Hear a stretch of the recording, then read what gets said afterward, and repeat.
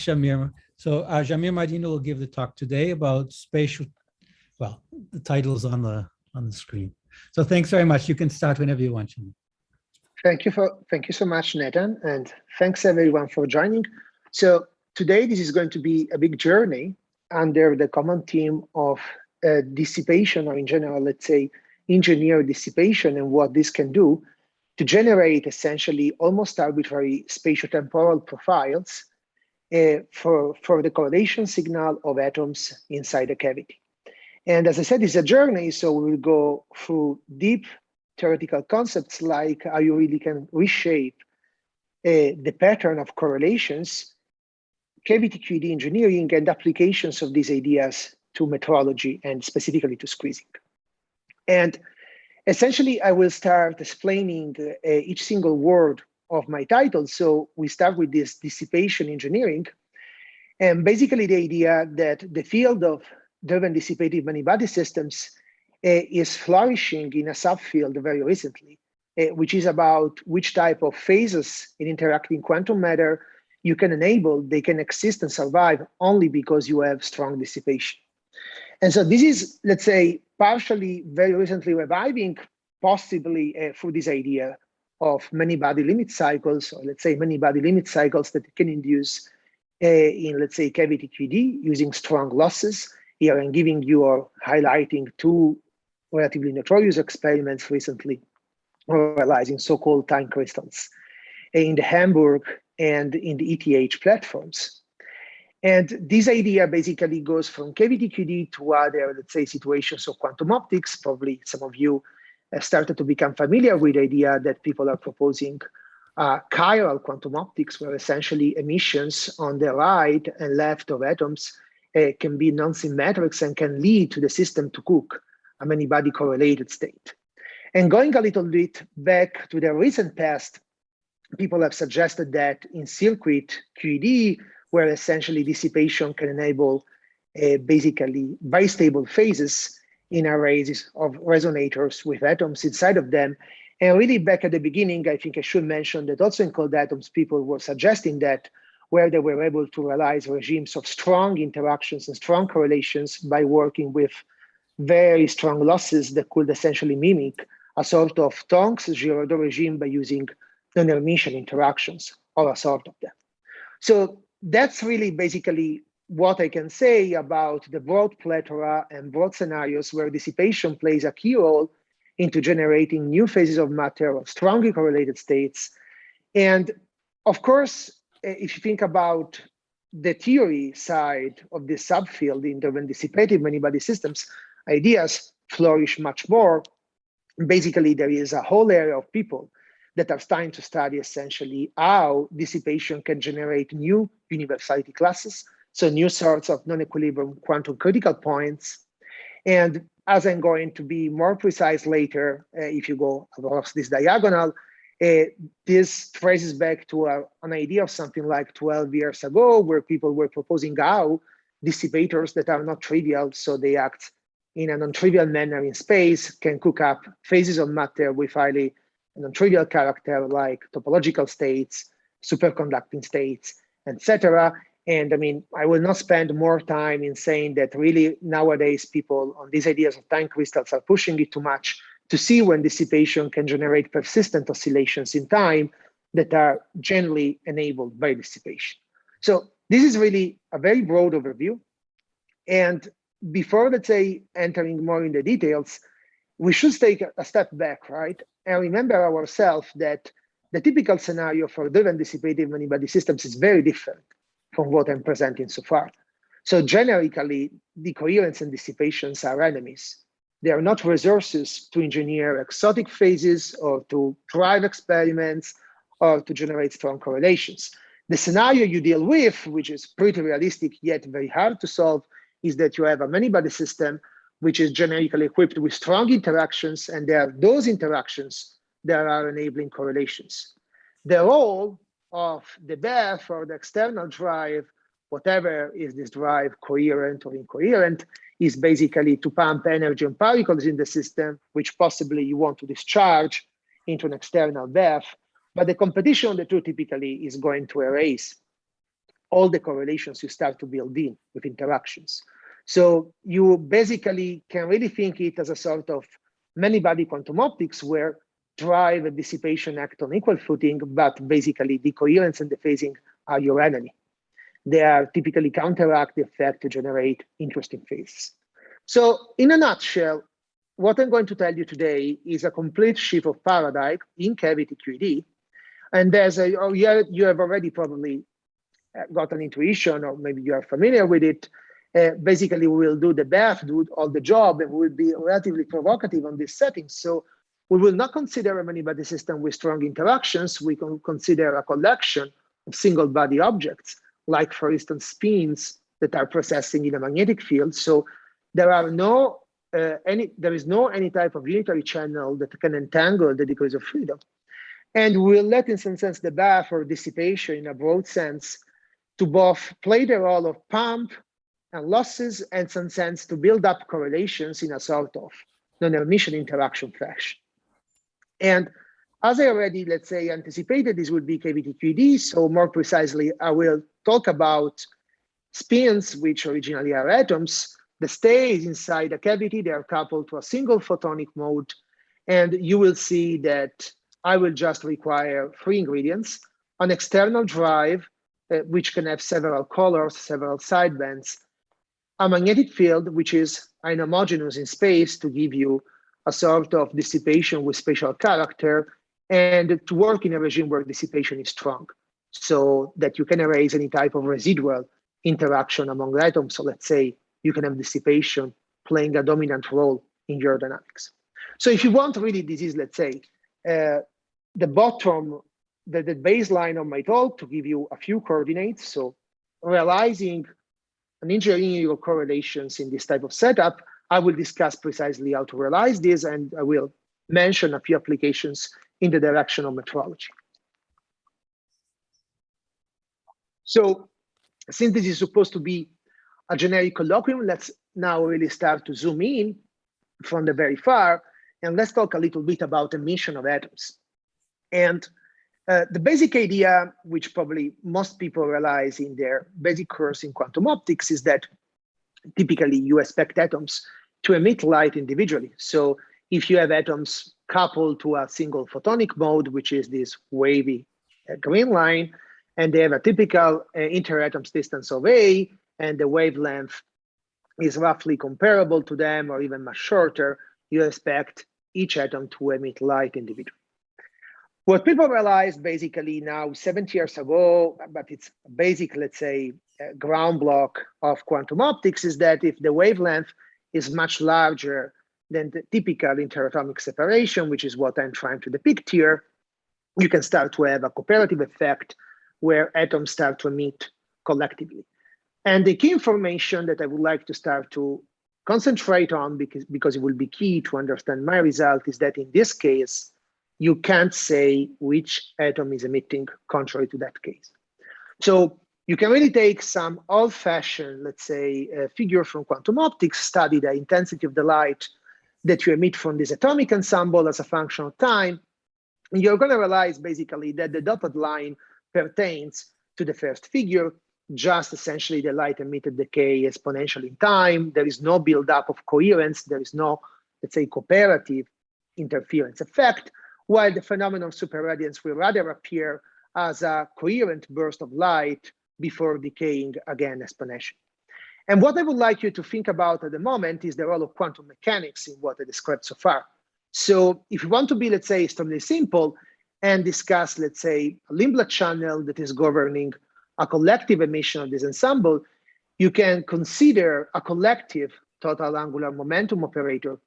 And you can imagine already that this emission at every step of your, let's say, tortorized evolution is bringing you from a maximum angular momentum state to a state with 0 azimuthal angular momentum. And basically what you will need is to calculate, which is the typical transition rate when you descend the ladder from maximum value, which will be very close to J, down to M equal to 0. And if you go with the Clebsch Gordon coefficient for this transition rate, if you want in a simple Fermi rule approach or whatever, you get an N square, which is exactly, let's say, the intensity of this peak that I'm portraying here. So somehow, the symmetrized nature of the many-body state is important to predict this burst of intensity in the light emitted. And now, people, of course, made a very long road in the last, let's say, 70 years. Of course, what I'm going to portray now is progress of the last 10, 15 years. And to consider these regimes where emission, in some sense, gets correlation with quantum mechanics, gets talking to quantum mechanics for applications such as squeezing, which is a form of entanglement, basically, as I'm now going to discuss more precisely. So to give you in a nutshell, let's say, an idea of what is a squeeze state and how, let's say, this is going to talk with this concept of bed cavity, which is central in my talk. So if you want, this second slide is a way to introduce two additional keywords of my talk: what is squeezing and what are these bed cavities. Before I was talking about collective emission and indistinguishability of atoms when you have superradiance. So let's say you consider your closest form of classical spin state, which is a spin coherent state. And basically, that's a state which essentially you are extremely close to a classical configuration where basically your uncertainty in directions, your noise fluctuations in directions perpendicular to the one of the spins are, let's say, equal to each other. The squeeze state, a spin squeeze state, is a situation in which essentially noise variance in a direction perpendicular to the direction of the spin is very much compressed in one direction compared to the other.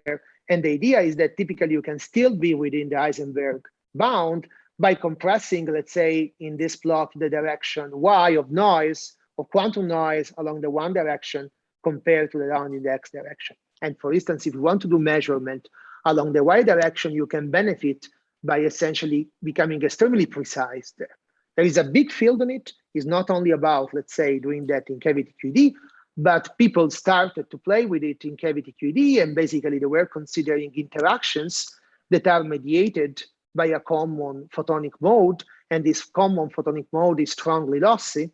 You can think about this gamma as the fact that atoms can still emit incoherently in free space, but it's just a complication that's not important to discuss right now. And people were studying essentially the situation of the regime in which, although you have a bad cavity, so you have a strong photon loss, the interactions that you mediate among the spins can still work out to generate a nonlinear effect such that you have the collective spin manifold that gets squeezing. And basically, if you want, the baseline theory for this effect was given in this work by Sorensen and Molmer now basically 20 years ago, where they were looking at the spin squeezing, which, as you probably or know, or you can easily guess from my description here, is going to be basically a ratio between the variance along a direction theta, which is perpendicular to the direction of the spin. Let's say here is pointing along z. So the smaller is the ratio, the more you get compression in one of these directions perpendicular to z. And what people realize is that basically if you have collective interaction, so basically if all the atoms, these yellow dots, are talking with a single photonic mode A, you can get an interaction G which is enhanced by a factor n, which n is the number of atoms. So you can work in a regime in which kappa is large, the cavity is bad, is leaking a lot of light, but still you can get an excellent regime of squeezing. You can make it crash down very close to zero. Before then, of course, it will at a certain point ramp up because you have this macroscopic or cooperative, if you like to say that, enhancement by a factor n. So that's the basic idea how collective light-mediated interactions can essentially give you extremely strong squeezing. I want to give you a flavor how essentially you can get entangled states that are, let's say, just a subclass of squeezing in cavity QED, and that's a little bit more technical than this generic discussion, but still can give you a glimpse of what we are talking about later. So imagine, for instance, you have this type of light-matter interaction that I'm giving you down here, where again, you have this form of collective coupling of atoms to a single photon mode. So basically, you see this capital J, as I was saying before, is a sum over individual spin angular momentum operators. So the photon is talking to all the spins. That's what I mean when I keep repeating that we are in a cooperative limit, in a collective limit, and so on and so forth. There is no, let's say, way to distinguish to each atom the light is coupling. It's coupling democratically to all of them. And in such, for instance, scenario, what has been realized by De La Torre and collaborators in 2013 is that basically in the presence of photon loss and this Hamiltonian, you can get a dark state, which is basically the steady state of your dynamics in the presence of dissipation, a state which is immune to dissipation, to emission. That's why it's dark. It doesn't emit anymore in the jargon, has to be a strongly correlated state, in particular a spin squeezing state. And why is that? Well, because you see, first and foremost, if you have a state with 0 photons in the cavity, basically the term with the A here is going to give you a 0. And if you want this to be an attractor dynamics, so a point where your dynamics stop, you just then require that the other piece gives you 0, so that this psi spin will solve this spin part of your equation. And if you invert this equation here, you basically get a sort of J plus, J minus, which is the typical spin squeezing Hamiltonian that gets you compression along the X direction, let's say, for instance. And the state is dark because you have 0 cavity photons. So basically you are not emitting light, but you are also not decaying. You are not feeling dissipation.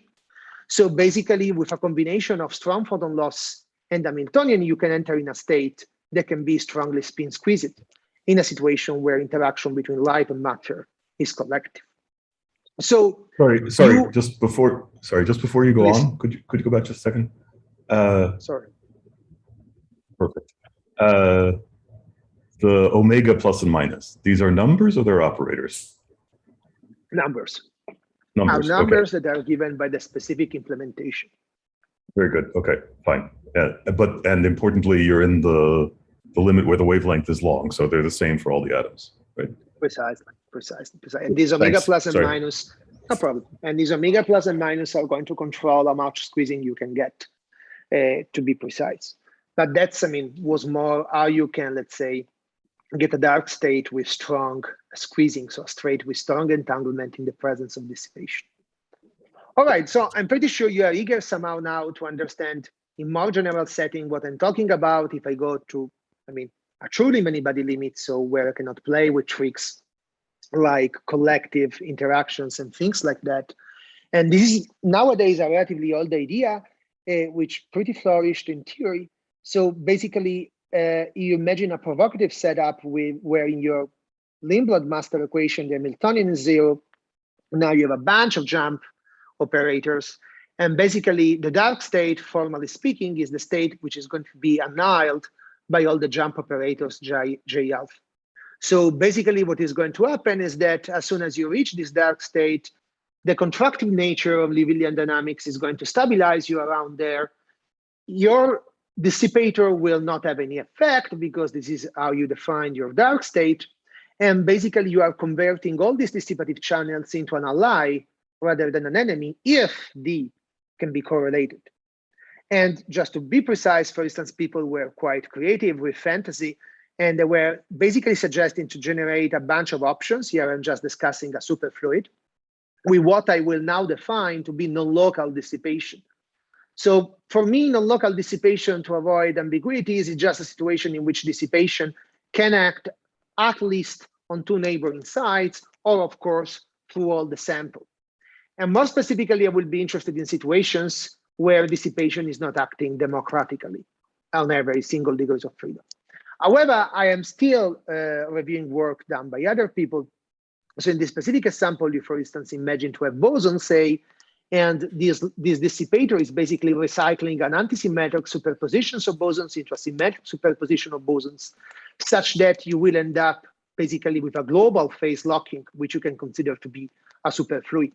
So in this case, because dissipation is acting on neighboring sites, rather than just locally measuring every single atom, you can end up into a state with interesting correlations, and you have converted dissipation into ally rather than an enemy. Of course, there are other sources of dissipation somewhere else that can obstruct your state preparation.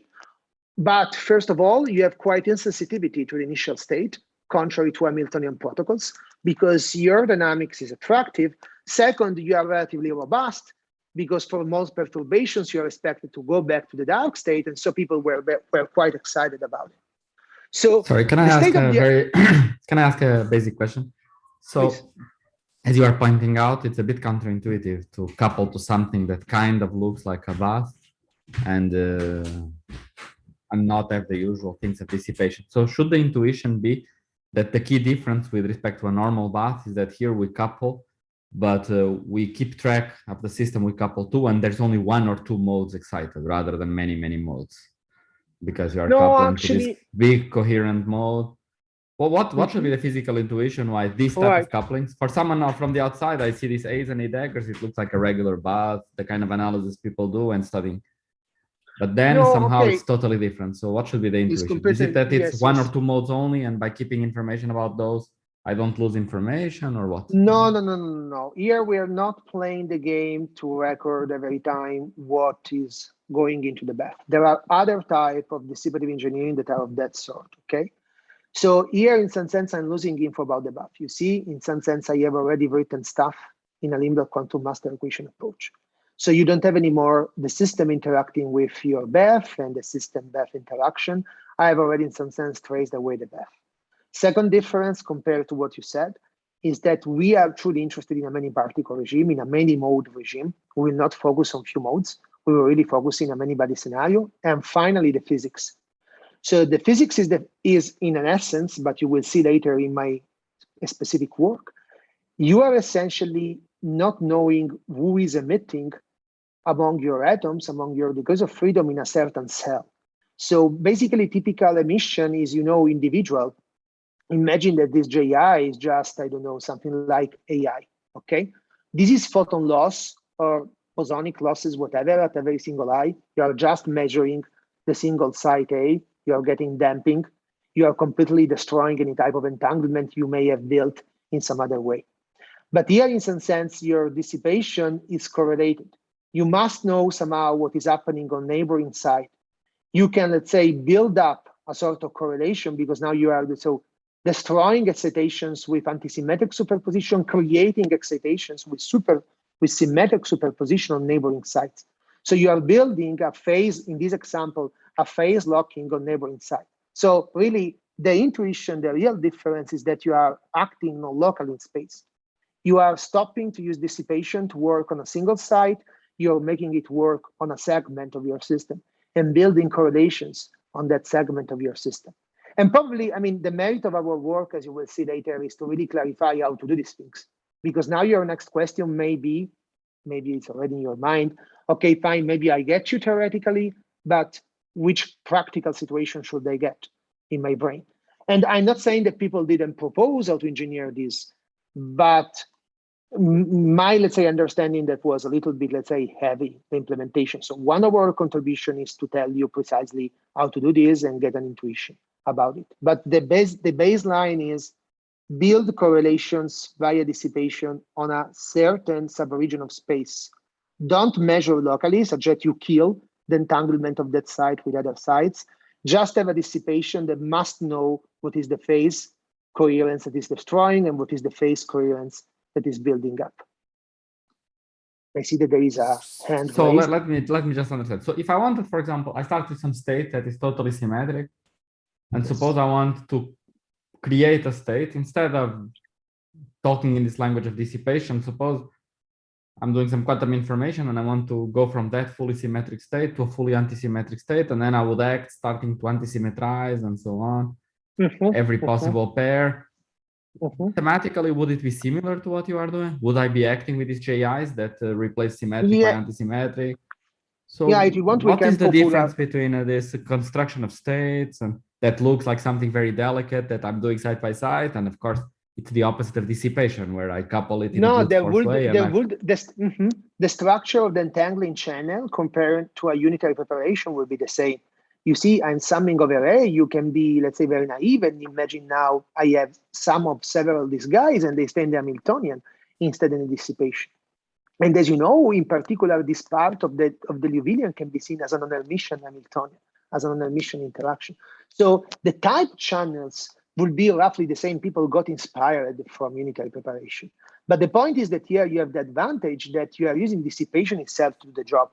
So you don't need particular to care about the initial state. You have a quite, let's say, a large basin of attraction of your dark state compared to several choice of initial state, stuff that you don't have with energy conserving systems. You have robustness from perturbations, right? Because contrary to unitary dynamics, which have recurrences, this stuff is contractive. So it's going to give you, let's say, if you find the right steady state, it's going to give you damping for small perturbations around it. So you will be also more robust from that point of view. So if you want, the idea is that you look how you do that in unitary systems, then you try to find a dissipative analog. And if you do it correctly, you get in turn stability from perturbations, attractiveness compared to a certain basin of initial states, and the fact that you converted some of the dissipative channels in your scheme into a resource rather than an enemy. Okay, cool. Thank you. A bit better or not? No. I mean, I'm not from the fields, but it does help. Yeah, I think I understood a little bit more. Very nice. So my understanding is that so far people don't have a scalable and tunable realization of this.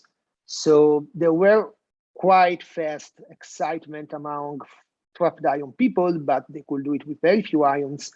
And then the thing became mostly a theory field and not an experimentally, let's say, driven field.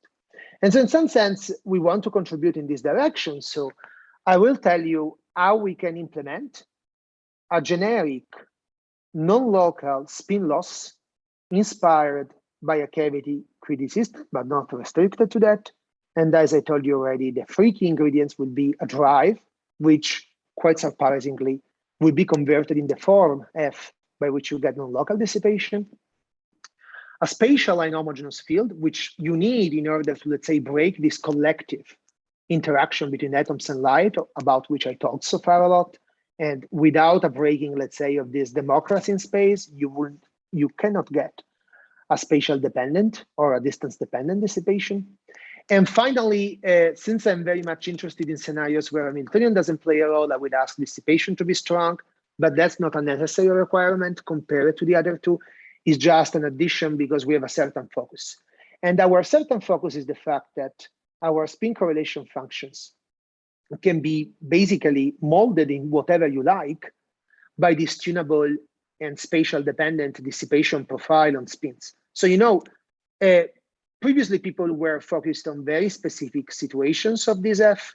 We are telling you how to prepare this F, and we are telling you how, in absence of Hamiltonian, this F can generate almost any type of spin-spin correlation signal. So what I'm plotting here is the density plot of the spin-spin correlation function in space and time. And when I say you can do whatever I want, is basically I am proposing here a situation where correlations spread, stay roughly constant, and then collapse. They have limit cycle behavior, they can die and then revive.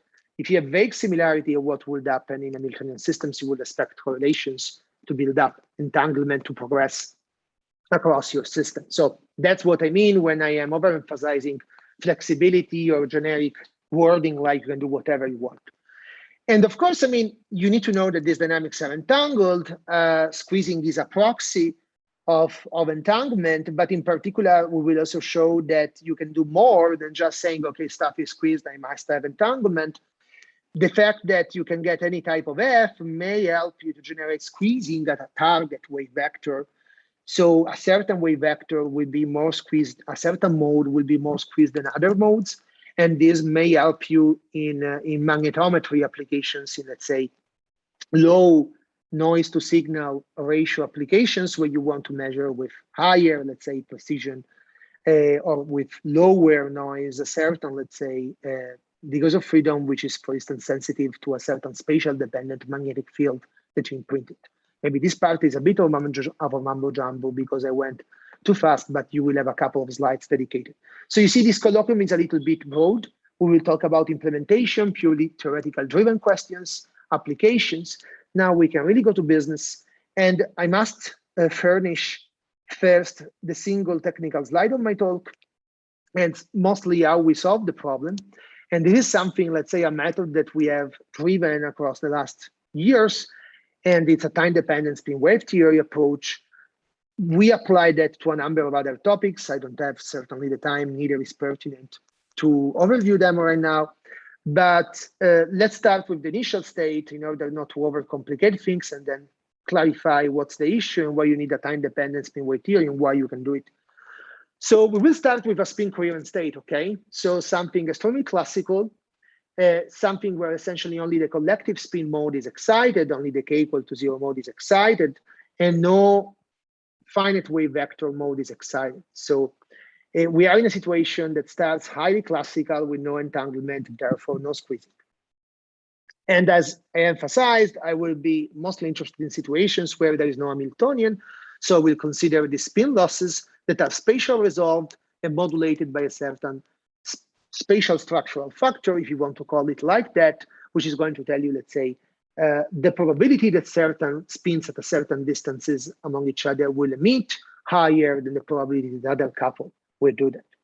And this dissipated dynamics, because it's spatial dependent, distance dependent in the way in which I'm writing it, can create correlations. And like an Hamiltonian in this regard is not different, can redistribute the excitations, the large excitation you put in the 0 mode, to finite wave vector excitations. It will start, let's say, to populate manifolds that are outside the macroscopic classical one. Very similar, like preparing a condensate with a large occupation and seeing the Bokoliov modes that it gets occupied. But that's a really generic picture for any type of emission or non-emission, spatial dependent, distance dependent interaction. And so what's the issue? I mean, this problem is in general pretty hard to solve because you want to go in the thermodynamic limit, because you want to capture non-trivial correlations, because dynamics is a density metric, so you need huge memory to follow a long time. So what you can do for the problem, is to do an Ornstein-Primakov expansion, so you get rid of the tough hardcore boson nature of your problem, because spins are very hard to solve. You want to convert them into bosons. You want to convert them into soft bosons, but you can't do it easily out of equilibrium. Ornstein-Primakov works because you have a fixed frame, because you have a given vacuum. This vacuum is rigid, is frozen, and you expand around it. When you are out of equilibrium, the axis of quantization for your Ornstein-Primakov can start to move. So what you have to do is to perform at every time a unitary transformation in which you jump, hop on top of a frame where your quantization axis is aligned with the motion of your collective magnetization, with the motion of your k equal to 0 mode. That's why I say mobile vacuum, because this guy is going to convert excitations from the 0 mode into the finite wave vector excitations. If you just go with a blind Ornstein-Primakov, this is going to break down soon. Imagine you start around Z or any direction that is your quantization axis, and you expand in soft bosons the spins around that.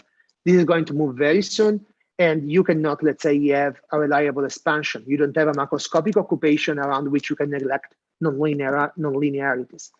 But now, if every time you jump on top of this reference frame and you expand that, you are going to get a Ornstein-Primakov that is valid at longer times. It's really like when you do a self-consistent Bogoliubov approximation for a condensate that is out of equilibrium. It's the same story. And of course, the price that you pay is that, sure, you expand in the co-moving frame, X, Y, and Z, these spin operators into bosons, Q, P. These are the canonically conjugated coordinates of your bosons, and you will end up getting this feedback loop. So basically, the motion of the k equal to 0 mode is going to have a feedback with Gaussian spin waves, so with 2-point Gaussian correlation functions, and et cetera, et cetera. You will have to need and solve this self-consistency loop, but you are going to solve a quadratic problem of bosons. And this allows you to go very large systems and to long distances, provided you stay all the time with a small total spin wave density. So provided basically all nonlinear correction that we remember that you have an outcore boson can be neglected. Very good. So for, let's say, as a take-home message, so you have to imagine that you start with this large occupation in the collective spin manifold. Your spatial dependent dissipation is going to populate the other modes.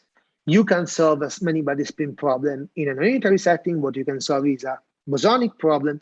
In order to remember that these are spins, you have to all the time jump on top of the co-moving frame to have a consistent quantization axis. The price to pay is that you are going to have this consistent loop.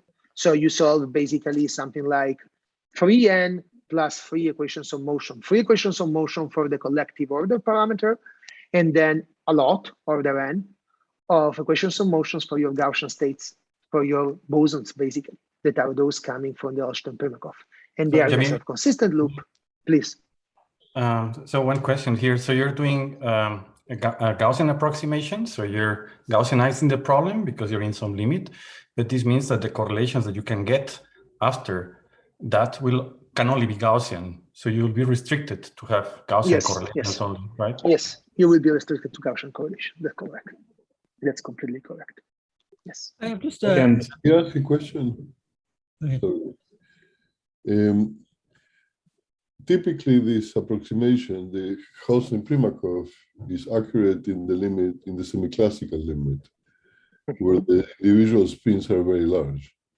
It's equivalent to an expansion in power of 1 over s, essentially. Yes. Is that the situation you're in here, or this is just simply? You do a little bit better, because that limit comes from the fact that your vacuum is fixed.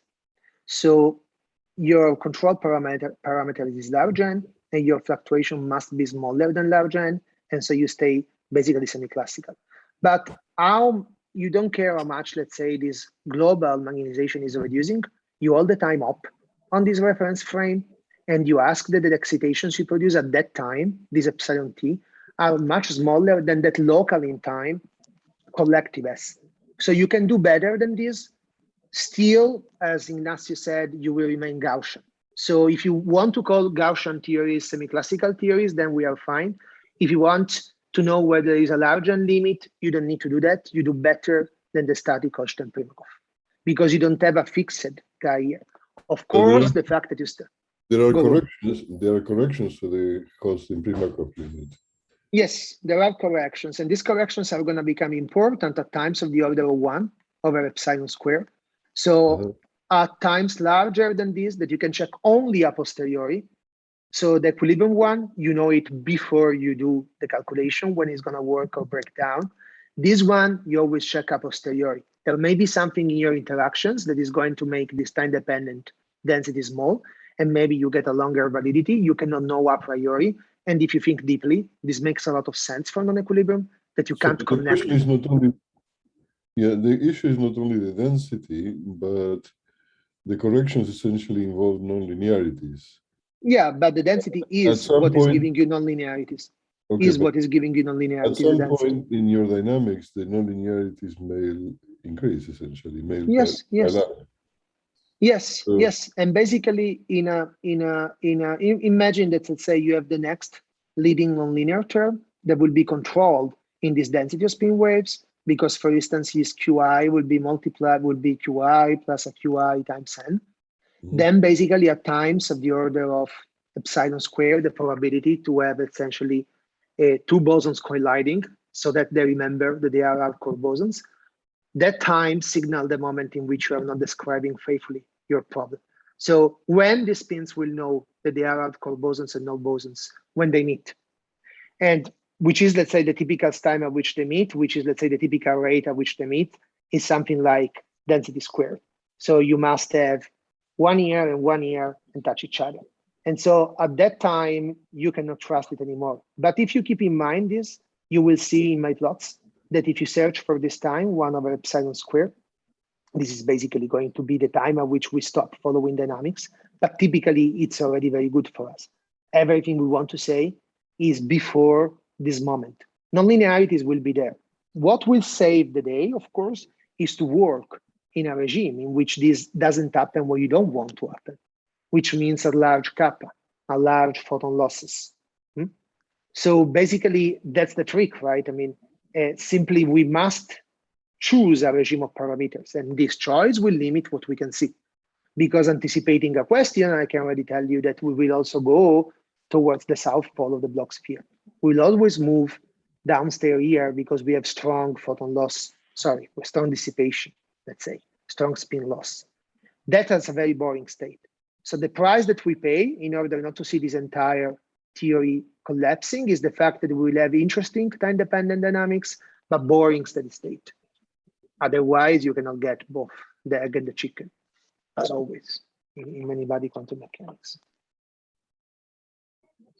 Sorry, I realize that this is a question I probably should have asked one slide back, but the form of the dissipation,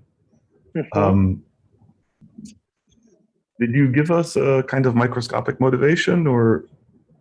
A microscopic So for example, motivation, I mean, should I imagine I've got more modes in the cavity than the one you were talking about originally, and I integrate those out? Or if I just have one mode in the long wavelength limit and it leaks out, I don't think I get this, do I? No, you don't. And this is something I indeed said, but I am fine now repeating it. I try to emphasize that with a single cavity mode, which is what I'm doing, and many atoms, if you don't add these inhomogeneous magnetic fields, and I'm going to talk about them in detail later, you don't get that. You get that only when you have these static magnetic field, for instance, coupling to the hyperfine levels of your atoms. And to get the generic F, you need a Raman drive. The motivation to get a generic F and M was the discussion on non-local dissipation that we have here. That only with non-local dissipation you can cook correlation. That's a summary of what we said so far. Okay. Yes. Okay. Excellent. Okay. Sorry. No. I mean, it's a long talk, and with discussions it gets longer. So it's normal that we end up a little bit out of the way. Okay. Excellent. So you shouldn't be scared. There is an outline, but I'm not at the start of the talk, and roughly half of it. So these are the 3 topics I promised. Let's go through. So maybe in order to save time, I will not give you a motivation way to study correlation functions. Sometimes you may be shocked, and people in the audience ask you, why should I care? Which here is rephrasing the more polite, why should I mind? But I have the feeling that I have a receptive audience, so maybe I will, let's say, not put out this defensive slide, and rather go to the first result and discuss how does this work. So let's now consider a specific example that are long-range losses, okay? I will tell you later how to do this. For the moment, just believe. And basically, they are cute because they interpolate from the collective emission limit, alpha equal to 0, where just you get this global emission I was talking about before, this sum over n, sigma n minus, into local incoherent emission, very large alpha, where basically you destroy any type of entanglement instead of creating it, because you're just measuring every single atom and you don't know what the others are doing. What is, let's say, the spatio-temporal correlation profile you get in this case? Here I'm giving you the connected spin-spin correlation function, and I'm plotting you the density of these correlation functions as R and time.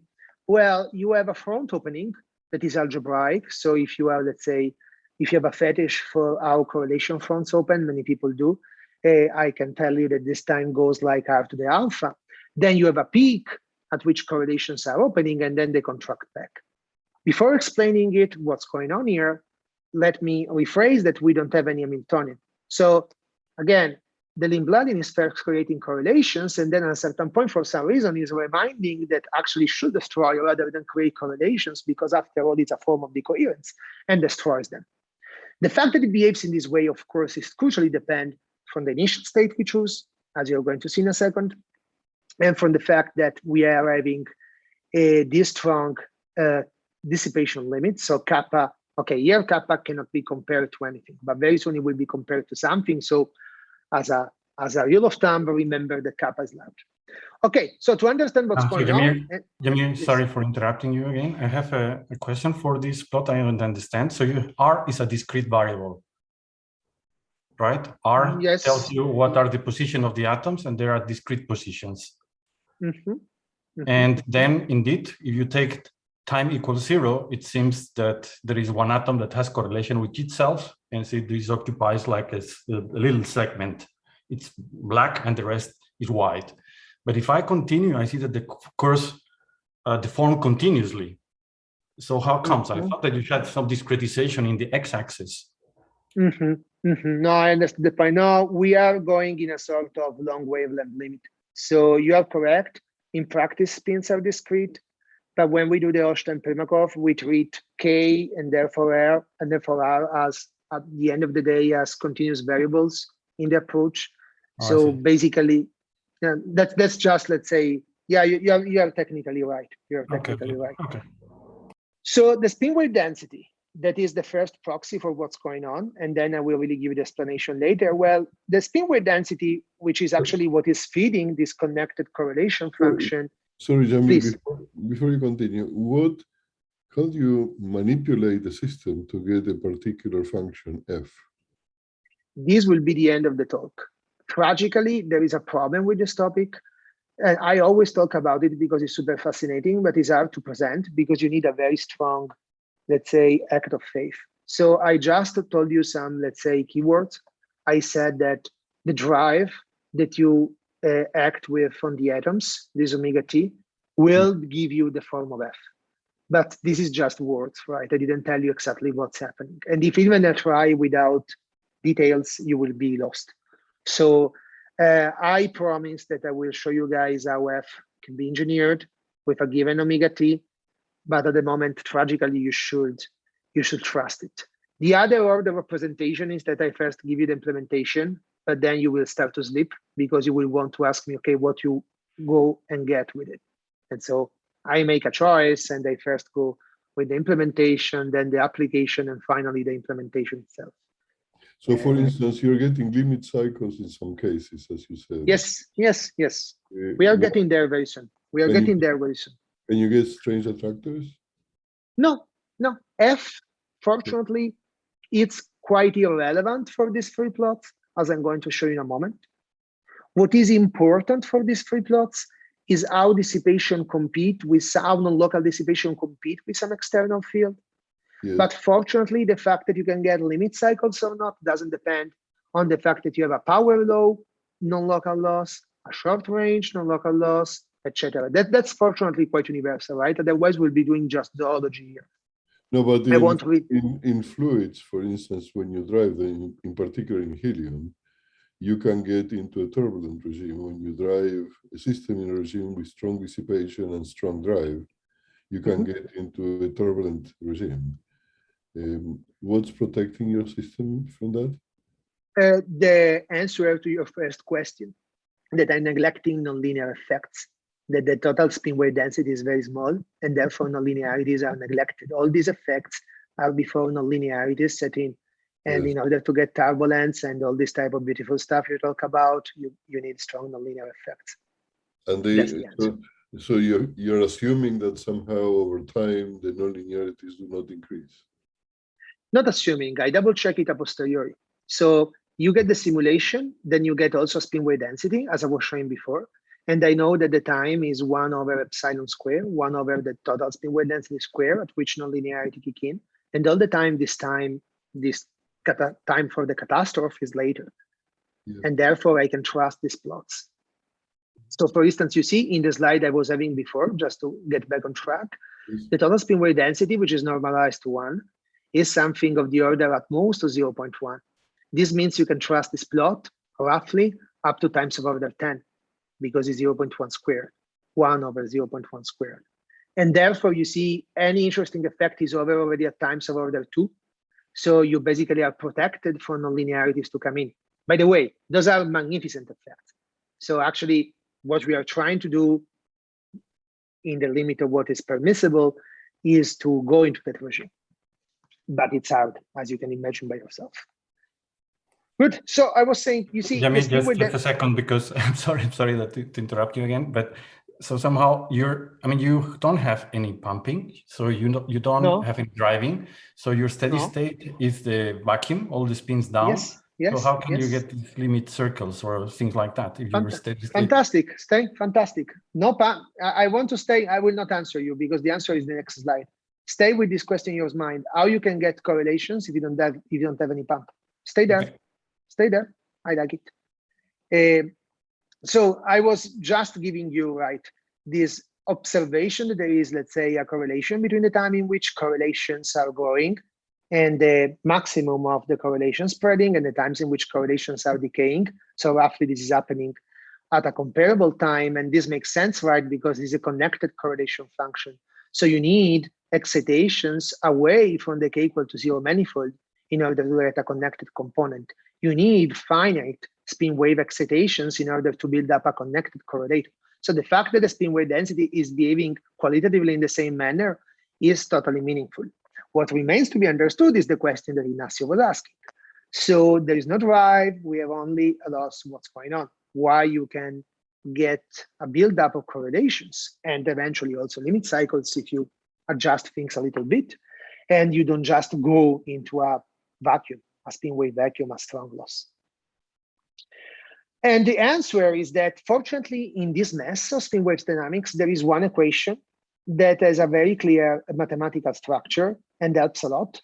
And that's probably the only equation I'm going to show you for this part, and basically this evolution of the spin wave occupation of the mode K. So that's already taking expectation values, okay?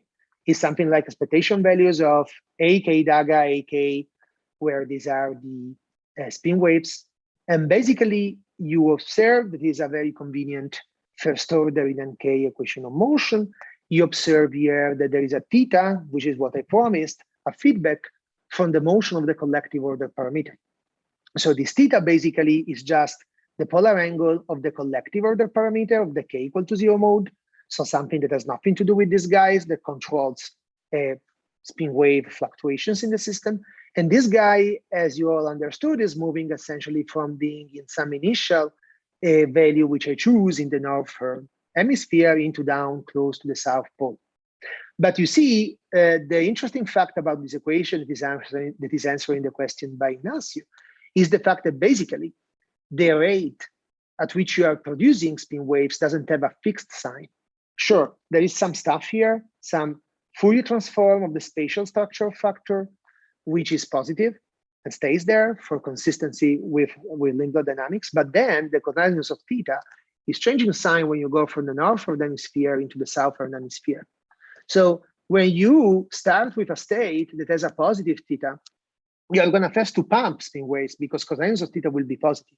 And when dissipation, when strong kappa is dragging you down, because of course this theta t has also some equations of motion that I'm not showing and is going downstairs, that's why it depends on t, you're going to get here a negative coefficient and it starts to suck spin waves and k. That's showing that's explaining basically the non-monotonous behavior. There is also, of course, some source term at the end of the day here, but basically you can really say that this is acting in time both as a pump and a loss. So it's the feedback between the collective order parameter and the spin wave evolution that generates this mixed pump loss character for the dissipation. And there is still in this feedback hidden an effect of consistent drive. So the fact that, of course, the steady state is not really exactly NK equal to 0, it would be basically some fixed value for NK, just solve this guy equal to 0, but for large kappa, basically always end very close to the South Pole. So before confusing you, just imagine that you go close to the South Pole. There is here some scaling for the time at which you get the reversal of correlation front from opening and contracting. Bottom message, it's independent on alpha, it goes down with kappa. I don't think it's super interesting to discuss this now and why, because we have other more compulsory stuff. And this is just a reminder of what I discussed so far, so that the connected correlation function depends on the k non-zero 2-point functions of bosons, of 2-point functions of spin waves. So this connected correlation function is fed by these guys, and these guys are first increasing and then going down as a sole effect of dissipation. And in some sense, it's in the spin nature of the problem that you get this feedback between the motion of the order parameter and then K that generates this self-consistency and allows to have first a pump and then a sucking away of spin waves that generates this very peculiar effect. So if you go to the bottom... Sorry, one another question. So what breaks the symmetry? In your Liouvillean, you have an rotational symmetry with respect to No, nothing breaks it. Nothing breaks it. Indeed, only theta is moving. Phi will not have. But if nothing is breaking, then your value of the Bloch vector has to go through the center of the sphere when it goes down. Yes. No, but if it goes to the center of the sphere, it gets 0. No. We are not doing it. We are not doing it. So we are staying all the time on the surface of the Bloch sphere because the total density of spin waves is very little. And the total spin excitation of the system will stay there and will stay basically conserved. So basically you're going to have the but then it has to go, it has to see the curvature of the sphere. It will see the curvature of the sphere. Yes, but it will see the curvature. the Holstein-Primakov is where it doesn't work when it sees the curvature. Well, I mean, No, something that's that we can discuss in detail maybe in your talk tomorrow, but I'm a bit puzzled about that. Yeah. No. Hold on a second. So this question serves to clarify a couple of things. So first, we never shrink inside the block sphere. The total order parameter never goes inside. It could do it very easily. But it doesn't. It stays always close to the surface, not exactly on the surface. Keeping You the imagine symmetry. to, And you keep the say that- symmetry, so it has to be like going through this whole sphere if it goes down, no? but for me, the symmetry, the only symmetry that we are seeing here is that essentially. So maybe you tell me which symmetry you're thinking about, because maybe there is a misunderstanding. The rotation around the z-axis. Perfect. And so basically, this implies that you cannot get any motion for phi. You agree? You're just going to have this theta moving, which is but what it starts spin up, no? So it means that it has to be symmetric. So it has to spread down in all directions of the sphere.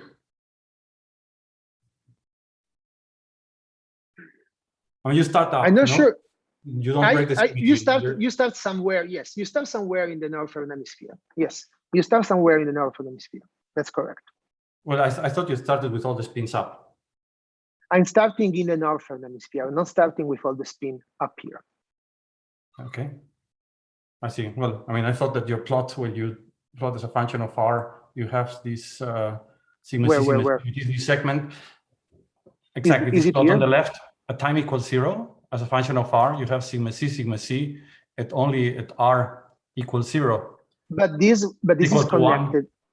Yes, but this is connected. Actually, this is basically a z. Basically, okay, all compressed there. But basically, if you think about it, a disconnected guy doesn't know anything about the population of the k equal to 0, right? Okay, so you start tilting it. You start with this. Yes. The product state that is tilted. Yes. Okay. You see, I knew it was important to insist because okay. That will be okay. That will be a killer. Okay, this is quick. If you do it with short range plus something that goes like e to the minus r over chi, you get the same. You are new to this talk, so you could not see any difference between the two. And that's just to start to enforce the idea of generality. And now, if you got them a message that basically by playing with the motion of the collective order parameter, I can pump or suck away spin losses, you can think about having a small introduction of a Hamiltonian in your problem, which is not creating correlation. So this H will now be non-zero, will be a global magnetic field.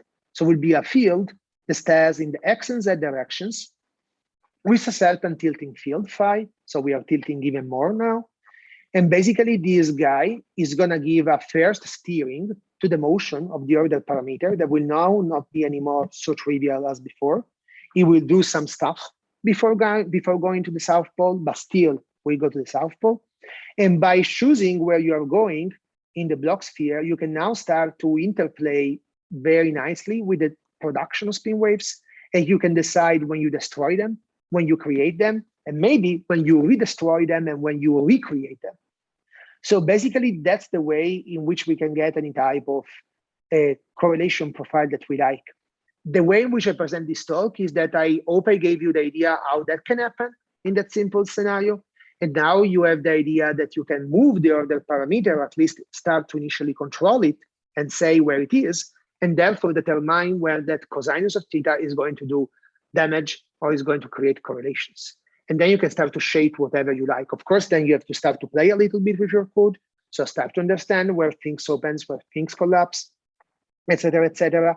But by just having a global magnetic field that doesn't violate my assumption, so the fact that it is dissipation, that is entirely doing the job of creating and destroying correlations, I can become extremely flexible in designing the spatio-temporal profile that I want to have. And this was giving essentially the title of my talk. And probably I told you before that this is regardless whether you have a short or long range dissipation. For instance, this plot is done for short range. These two are done for long range. It doesn't change. Here I'm telling you that I get a bit of squeezing, but I will discuss this later on. And so that was the central theory idea that I wanted to present. Now, the applications, squeezing, okay? I told you there is a little bit of squeezing, but what can we do for it? Well, if you keep this act of faith that we can get any type of dissipation profile we want, we can play a nice game together. We can essentially utilize a definition of the squeezing parameter that is now not for the k equal to 0 mode, but for a generic bosonic mode k, and choose a short range dissipation that really, like an exercise for a student, is not going to be just short range, but is going to have superimposed a certain plane wave with wave vector k star. Fine. And let's say I choose k star to be 0.3 here. So this plot is trying to highlight the fact that this specific mode is going to be squeezed a lot, while all the other guys are not going to be squeezed so much, but in particular are going to be squeezed the same way. So if I now plot not only k equal to 0, but k equal 1 in units of pi, and all the others, they stay all here. But then I get a guy that squeezes more. Why is that? Well, because basically that gamma k, which I was showing before, that controls the rate of production of spin waves at a given mode k, that's the Fourier transform of the spatial profile of dissipation. And all you know that the Fourier transform of an exponentially decaying guy with a plane wave in front of it is going to be an Lorentzian that is going to be extremely sharp because I chosen here chi equal 50, and is going to be centered around 0.3. So you can get squeezing preferentially, or if you want quantum correlations preferentially at a certain k, at a certain value of k. And I mean, I think I can skip this proxy here, ignore this quantity. An application could be the following. Imagine that you have a spin texture and you applied some inhomogeneous field on this spin texture, and you want to know, let's say, with a certain precision, which is, let's say, the wavelength that you have and that is modulating the spins in your array. And now I am telling you that you can get essentially very low, very small noise to signal ratio, basically, for, sorry guys, somebody's coming in and I have to switch a little bit the screen for privacy. So basically I can get a very strong squeezing for that mode k star. So essentially this means that now I can get, let's say, with higher and higher precision, the frequencies of these spins that are processing around the inhomogeneous magnetic field. And if the wavelength that I got imprinted here is the inverse of this k star, which is methodologically enhanced by squeezing, I can get an advantage in measuring it. It's a very, let's say, generic discussion. I don't have, let's say, here with this any type of ambition to say that this is precise, but that's a glimpse. What is precise is this result, as the plot is showing. This is just an idea.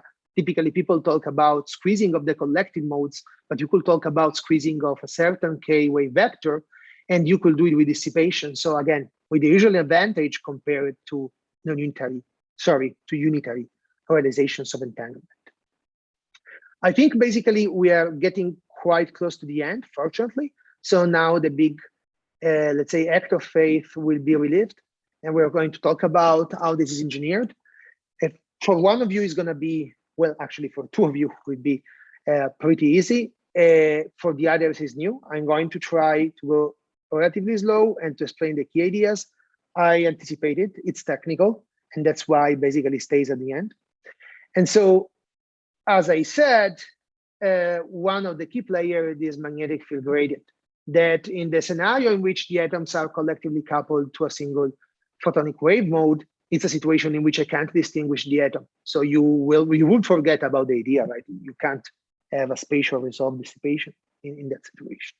But now you apply a magnetic field gradient in this example I'm providing you here, and that's what I'm going to stick with. That's linearly dependent in space, is something like mu times n. And I will consider a certain Raman drive acting on the atoms. You will see Hamiltonians in a second. And this can have, let's say, several frequencies, several amplitudes, and it will be roughly of the order of the number of atoms that is right there. Okay, this is just the Fourier decomposition, basically, of this omega t. There's not so much to say about it. Now, let's focus on a single atom, okay? And imagine that you have two hyperfine levels, S and G, and that's why they're going to get splitted by this Bn. And you will have some excited states that are finely tuned by a certain delta that's typical in quantum optics. And it helps to generate, let's say, virtual transitions and to, let's say, avoid direct emission from this level here. And now you have a bunch of Hamiltonians that are going ready to make you need to take a brief. So this HD is the drive, is the Raman drive. You just have the single Pauli operator for S and E for the first hyperfine level in the further tuned states. And this omega T is this generic drive here. And of course, you need some light matter interaction. I mean, we discussed this at length in the beginning. The fact that atoms, the photon A, this green line can talk collectively with all the atoms, sigma n, Eg. And this is essentially for these two states here. And so this is a very standard light matter interaction term. Also, this Raman drive is quite standard. This omega L is just the leading carrier frequency of the external drive, such that you have, let's say, dominant line and then some satellites of frequency around it. But these, for those that are new, are basically technicalities. So the arrows here in this, let's say, quantum optics scheme are basically processes in which, for instance, I am taking one virtual photon from the cavity and then re-emitting or reabsorbing, however you want to choose the convention for the lines, from a real photon from the Raman drive. And this photon can be leaky with strong kappa. Now, imagine, let's say, to eliminate adiabatically the photon. What does it mean? Imagine the dissipation is so strong that the photon first relax and then the spins move. There is a time scale separation between the motion of the two. We don't treat democratically light and matter.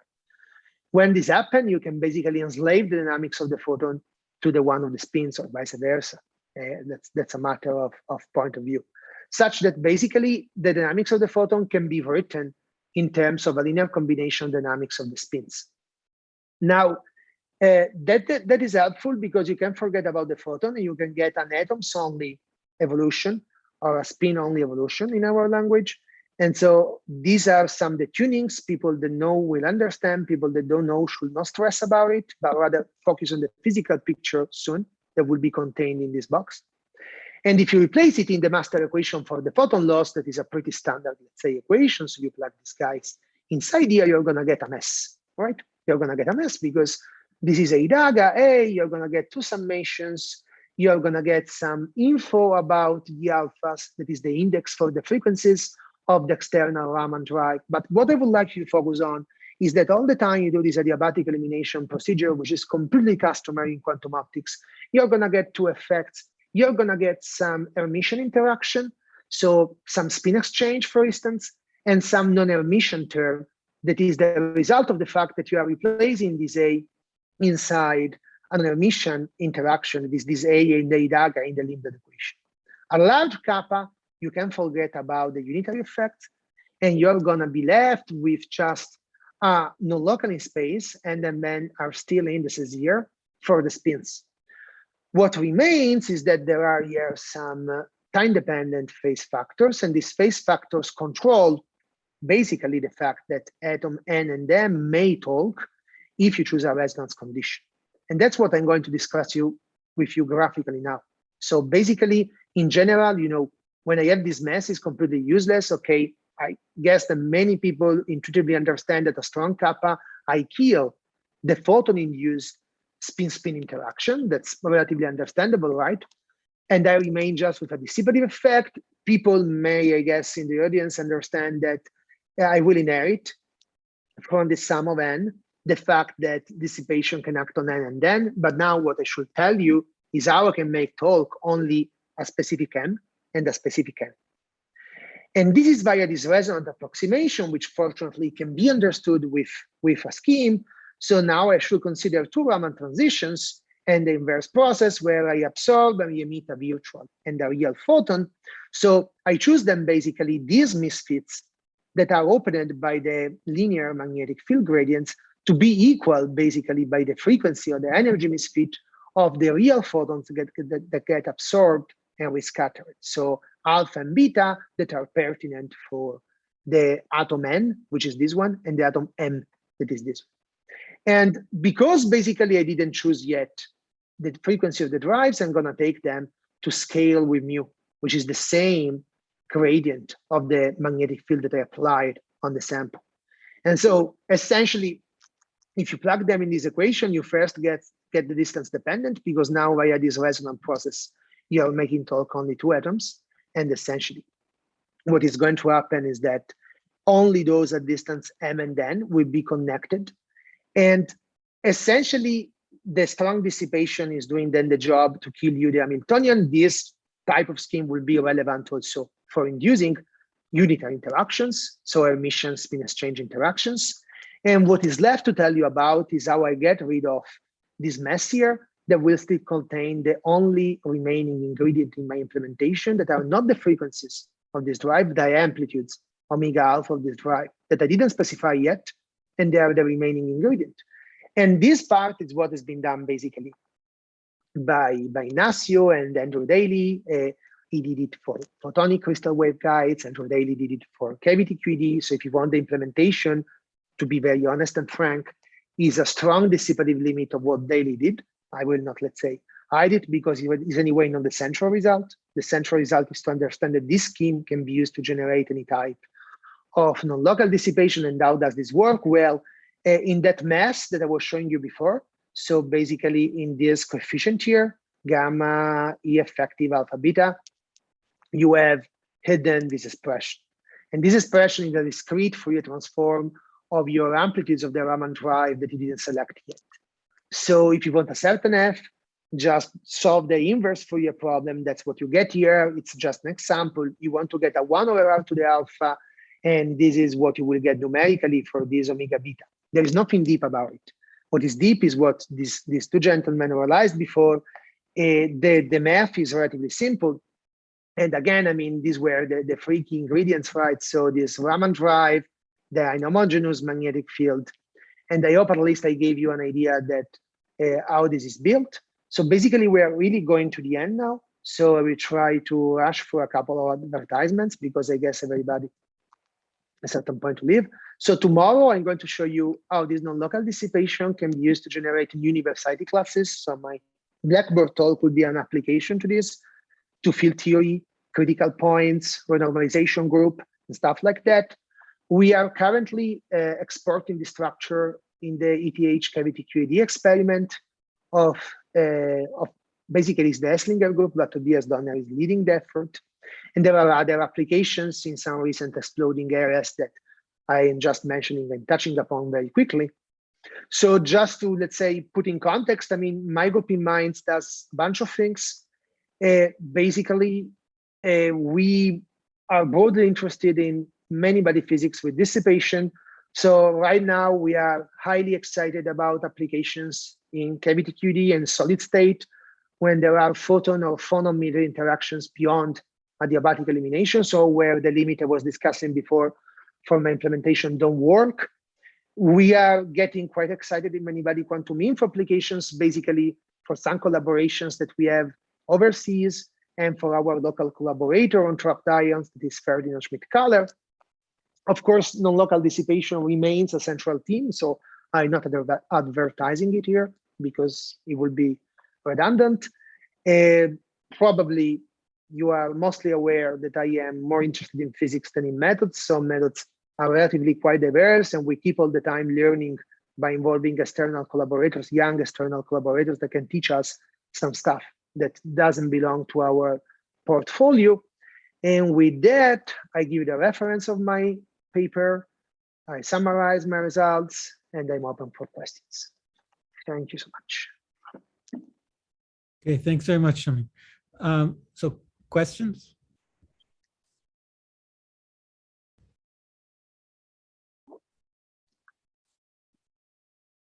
So I can ask a basic question. I mean, very, very basic. So the equation you had with rho dot, just the one with, Yes. So there were two terms which had some relative coefficients. I just want to understand, somebody not from the field, why does it have those two relevant coefficients, the -1/2 in front of the second term, and the, why is it always? You're talking about the implementation somewhere else? No, just the equation you had. Okay, sorry, yeah, no, I got you. Just very, very you basic. mean, for instance, very generic, right? Very basic, something like that. Well, there should be So a cap there's a cap in front of the last term also, right? Yeah, it's a parenthesis, of course. So Okay. kappa is multiplying both these guys. So why you're minus? asking, go on, please. Go on. I just want to know why the relative coefficient is always -1/2. Is there a simple explanation? Yes, there is a simple explanation. The dynamics has to be trace preserving. So basically, if you don't have a minus, when you take the trace of this guy, it's going to be zero, and this makes out of sense because you want that the derivative of the trace is zero, right? So if you don't have a minus between these two, you will not be trace preserving. Okay, I'm happy. Thanks. So well. Any other questions? I have a question. Maybe. Well, thanks for the talk, Jamir. It was very nice. Thanks. Yes. Again, I want to come back a little bit to this symmetry in the XY that you break just by starting with a tilted initial state, and therefore the dynamics has to depend on the initial state. Yes. So how do you have to control that as well? So you say I want to have some spin, then I design, but you also have to design what is the initial state. So how do you choose that? Is it you do it numerically, or there is a way to? That's completely correct. So the portrait that I was showing, they will quantitatively depend on the initial state, but qualitatively, provided you play this trick that you choose a guy that starts in the northern hemisphere, so you first produce and then destroy, or whatever you want to do. Qualitatively, you will get the same effect. So that rule of thumb is just stay in the northern hemisphere, so you first pump excitations, and then you suck them away if you want to have the effect of opening and contraction. For quantitative effects, it is completely dependent on the details, of course, and you will then have, I mean, the differences are not enormous. So provided you don't do the stupid thing to start close to the south, so you just get boring dynamics, okay, that will be the only criterion, I would say, for the opening and contraction. Besides that, the choice of initial state is not dramatic. Of course, I mean, it is an effect that depends on the choice of initial state. So the quantitative details depends on that. There is nothing we can do about it. Okay, thanks. Just a naive question about that. If you start at the North Pole, do you spontaneously break the symmetry, or will the evolution of the state be symmetry preserving, like Ignacio was saying before? No, it will be symmetry preserving. Mm-hmm. And then you would not be able to apply this locally flat approximation. It will be pathological. It will be all pathological, precisely. I see. So in your initial state, you see that if you try to make the vector more and more vertical, your approximations start to break down. Exactly. You will get issues, but there are many ways in which you can get issue. You know, for instance, it's enough you don't it's enough you don't exaggerate with dissipation. You make it competitive.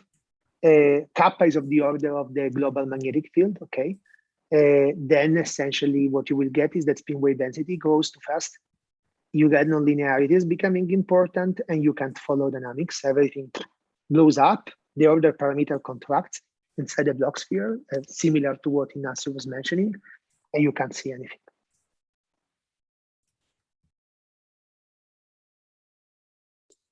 Jamir, I have a question in the last slides about this entanglement transition. Then are you alluding to the fact that you're doing measurements on it's extremely weird to receive a question from a co-author of the paper and a person to whom I'm talking about.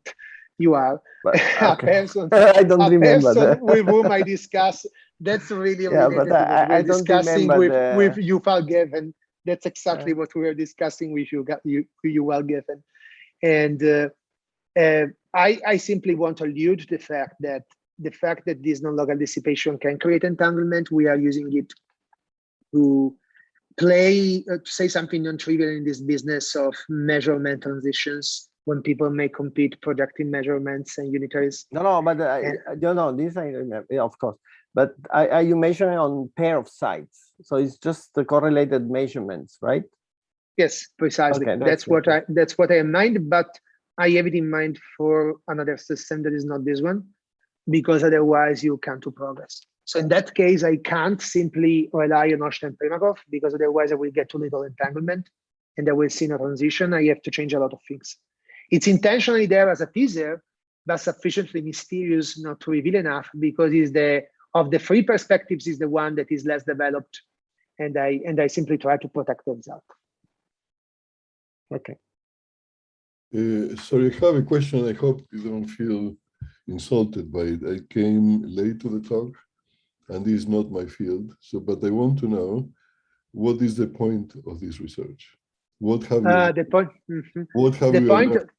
What have you learned about what in this research? In my paper or in the field, because you mentioned both. Well, in this particular work that you have done. Okay. And where do you think this is all going? I mean, why should I care about this? Yeah, sure. No, I don't feel insulted. It's an honest question. Well, first what we learned, and then where we are going, okay? So what we learned is on the experimental side, how to go to an experimentalist of cavity 3D and how to realize this non-local dissipation that before was done only for very few atoms and nobody continued because they didn't know, let's say, how to play flexibly with this profile F. So that's, in my opinion, a major thing. Of course, we have to see how this performs in the experiment, but at least we have, in my opinion, made an important step forward. On the side of pure theory, which is this panel here, I think we have shown that for dissipative systems, the profile of spin correlation spreading is not a big deal. I mean, in unitary systems, there is this light cone paradigm, this Calabresi and Cardi picture, which is very universal, and everybody consider that as really built in the rock. We have shown that non-local dissipation can do a lot of stuff. Not that non-local dissipation can create correlation. This was known, but it's extremely flexible what you can do with that. And so there is nothing, let's say, built on the rock for light cone spreading in dissipative systems. For metrology, as I pointed out, we are discussing that if you can control F however you want, you can squeeze a mode however you want, and therefore you can do spatial resolved measurement with good noise to signal ratio however you want, for whatever K you want, for whatever, let's say, spatial dependent magnetic field you apply. So you have a lot of flexibility that transfers from the implementation to the application. So I mean, actually, I'm quite excited about it. And you will see, okay, in terms of where we can go from here, I think basically, I was mentioning it already in the perspectives. People nowadays are really looking on how entanglement can go phase transitions when unitary and dissipative dynamics or projective dynamics compete. I think we can say there something very original with our totally, let's say, unique viewpoint on this, on what we have understood, how dissipation can generate squeeze states and entanglement. I mean, we can really place ourselves in a corner in a very exploding field, and that's typically the way, good or bad, in which research works nowadays. And there are deep implications for phase transitions. That's my talk tomorrow. Tomorrow I will show you how the fact that you are flexible in engineering F, you can get a profound impact on phase transitions that are beyond the Halperin-Oerenberg or the established paradigm of criticality in driven systems. So, I mean, I'm quite happy, honestly speaking. Okay, thank you.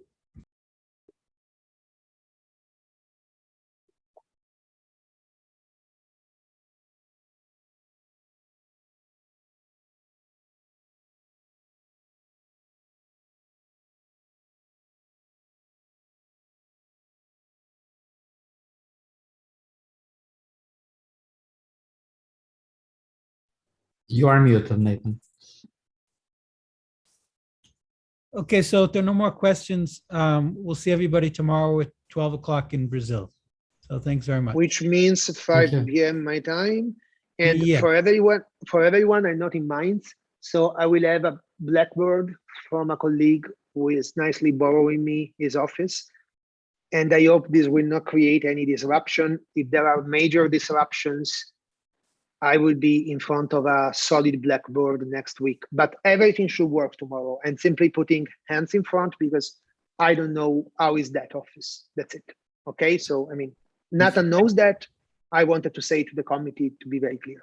If you're going to do that, just make sure that the Blackboard is well illuminated, and that that the Blackboard is well illuminated. Look, I have, absolutely. In these days, I have experience teaching by Zoom, and when the illumination of the Blackboard itself is poor, it's very difficult to see. I completely agree. I mean, in normal conditions, I would have a tablet, but this will require me to go back to Mainz, which will not happen on reasonable timescales for what I understood are the criteria of the committee. And so we will have to improvise with Blackboard. I mean, there are not so many formulas tomorrow, so hopefully we will make it through. But I wanted to clarify what's going on. I didn't expect to get an interview at the end of August, beginning of September, basically. So that's why I am called with low guard. That's it. So we can test, if you can give me a time, we can test the Blackboard before. That would be nice. That would be cute. Maybe tomorrow we can meet 15 minutes before, Nathan. Great. And okay. then we can have a look. Okay. Okay. We can Good. have a look. Thank you so much. Bye. Okay. Bye. Bye, guys.